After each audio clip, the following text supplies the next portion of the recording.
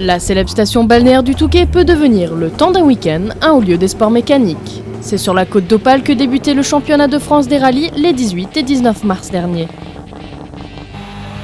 Un rendez-vous à marquer d'une pierre blanche pour Renault Sport qui organise 3 compétitions nationales en 2011, les trophées Twingo R1, Twingo R2 et Clio R3.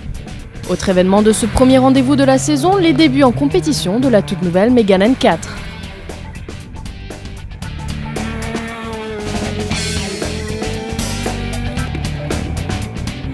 Nous avons la chance sur ce rallye d'avoir la grande nouveauté, donc le championnat de France junior en Twingo R1. On avait travaillé sur ce projet depuis plus d'1 an avec la Fédération française de sport automobile. C'est un projet pour les jeunes, c'est un projet pour redynamiser un petit peu la participation de ces jeunes dans le rallye. La réponse à notre proposition est très importante. Avec 30 véhicules engagés, 25 qui sont dans les critères d'âge et qui pourront se battre pour le titre de champion de France junior, c'est vraiment le succès qu'on attendait. Et pour le champion de France junior, il y aura un très beau cadeau à la clé. Nous avons donc une saison en Twingo R2 pour l'année suivante, donc là clairement des voitures plus performantes, une voiture qui permettra de se battre dans la catégorie au-dessus, et puis on l'espère donc proposer à un jeune champion de sortir grâce à cette nouvelle filière. Et puis bien sûr l'ensemble des autres trophées que nous avions, Twingo R2, Clio R3, donc une belle offre, et puis aussi une petite nouveauté, même si ce n'est pas une voiture qui est présente en masse ce week-end-ci, la Mégane N4 qui fait sa première apparition après l'homologation toute récente. Twingo, Clio, Mégane, tous les véhicules de la gamme Renault Sport sont donc déclinés pour la compétition. Emmanuel Guigou, pilote engagé sur une Mégane N4 cette saison, connaît bien ces différents bolides. Grâce à lui, vous allez tout savoir sur les voitures de rallye made in Renault Sport.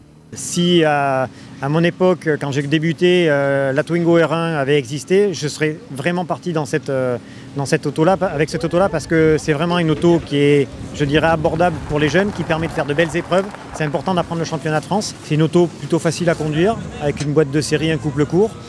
L'échelon supérieur, c'est évidemment la Twingo R2. C'est une auto un peu plus, on va dire un peu plus course, parce que réglementairement, on a le droit au niveau des freins, au niveau on a une boîte séquentielle, on a un peu plus de 150 chevaux, donc on fait quand même un step dans la puissance, dans la perfo. C'est une auto qui est destinée aussi à des jeunes, mais qui ont quand même un certain bagage, puisqu'il y a un autobloquant, un certain bagage technique, puisque les amortisseurs sont aussi réglables. Donc ça permet d'affiner et de poursuivre son apprentissage de pilote. Encore un ton au-dessus, la Clio R3 est une véritable référence dans sa catégorie. Clio R3 que je connais bien puisque dès le début de 2007 à 2010, j'ai roulé donc avec cette auto, 4 années vraiment fabuleuses. On va trouver surtout des amortisseurs réglables 3 voies, donc on affine la détente, la compression et surtout 250 chevaux avec une boîte séquentielle où c'est vraiment très performant. C'est vraiment une voiture de course où tout l'environnement, le bruit, les freins, il n'y a pas d'assistance au niveau des freins, la boîte séquentielle rend une voiture vraiment hyper perfo. Cette saison, Manu Guigou a délaissé sa Clio R3 pour la grande nouveauté, la Mégane N4.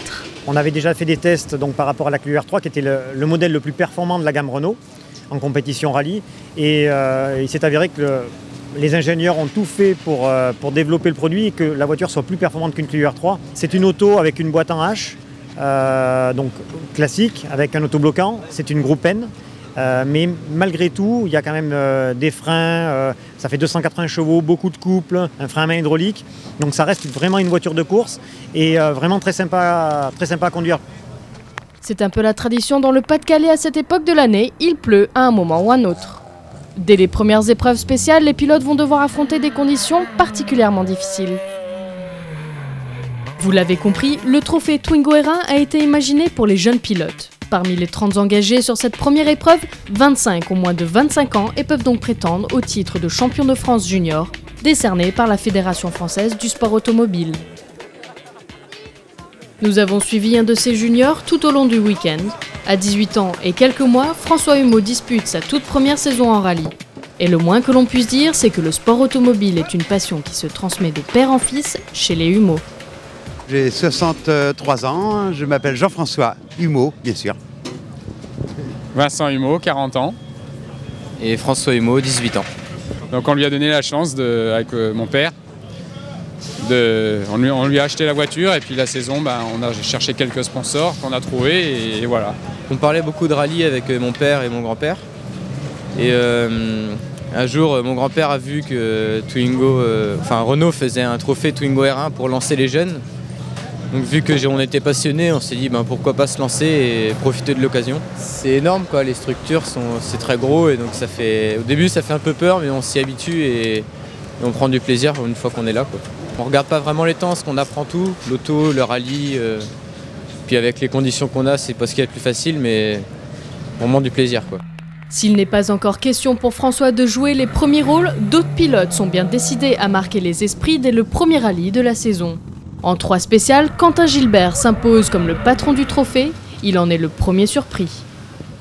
Je suis surpris. Je pensais avoir un petit peu de mal face à la concurrence. Bon, voilà, il s'est avéré que voilà, c'est pas si mieux que ça. Ça me tenait à cœur vraiment de creuser l'écart dans les premières spéciales. Et voilà, je pensais pas qu'on allait mettre autant d'avance derrière nos concurrents. Ça va nous permettre déjà maintenant ce soir de gérer un peu notre course. On va déjà partir avec des pneus bien retaillés pour jouer un peu plus la sécurité.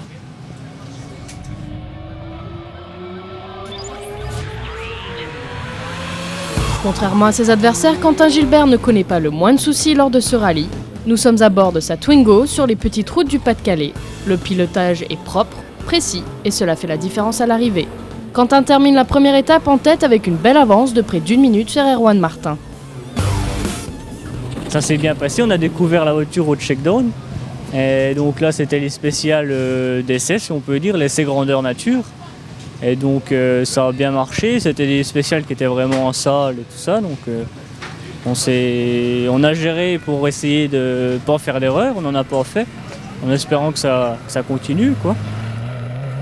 Pour le plus grand plaisir de tous, le soleil fait son grand retour sur la seconde journée de course. Nous retrouvons François Humeau qui poursuit son apprentissage du rallye. À son rythme et sans commettre d'erreur, le jeune breton prend de plus en plus de plaisir au volant de sa Twingo R1. Vu les conditions qu'on a eues hier, c'est vrai que ça change totalement, les cordes sont plus propres, la route est plus sèche. On sent surtout qu'avec le copilote ça va de mieux en mieux, que la voiture on commence à la prendre en main à chaque spéciale et qu'après on regarde les temps par rapport aux autres et on voit que l'écart est moins important. Pendant ce temps, Quentin Gilbert poursuit sa progression vers la victoire. La Twingo fonctionne parfaitement, l'équipage est en confiance et continue à attaquer pour ne pas se déconcentrer. Derrière, Erwan Martin perd du temps lors d'une petite excursion dans le décor, ce qui profite à Nicolas Romiguière. On est venu maintenant en Twingo R1 pour viser vraiment la gagne cette année. Le seul qu'on découvre c'est le Touquet, donc c'est pour ça que l'objectif c'est seulement de marquer des points. Mais après, à partir du Limousin, ça sera vraiment attaqué. Là on roule tranquillement mais sur un bon rythme. Au Limousin, au Rouergue, on sera là pour gagner. Morgan Garcia, qui semblait bien parti pour décrocher la 3e place, part lui aussi à la faute en fin de rallye. C'est Florian Bernardi qui va finalement décrocher la 3e marche du podium. La saison va être longue, il va falloir être régulier. On a prouvé qu'on pouvait être régulier sur cette manche. Il va falloir reprouver dans les autres manches qui sont des manches complètement différentes. Donc les leaders ne seront pas forcément les mêmes.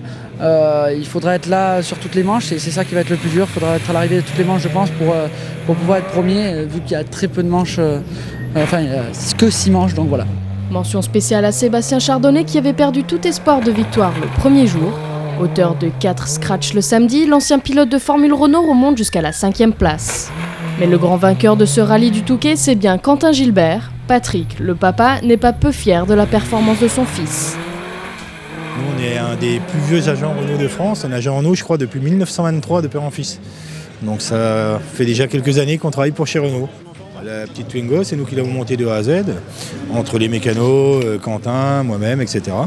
Et on a pu arriver, je pense, à lui faire une voiture assez fiable, assez saine.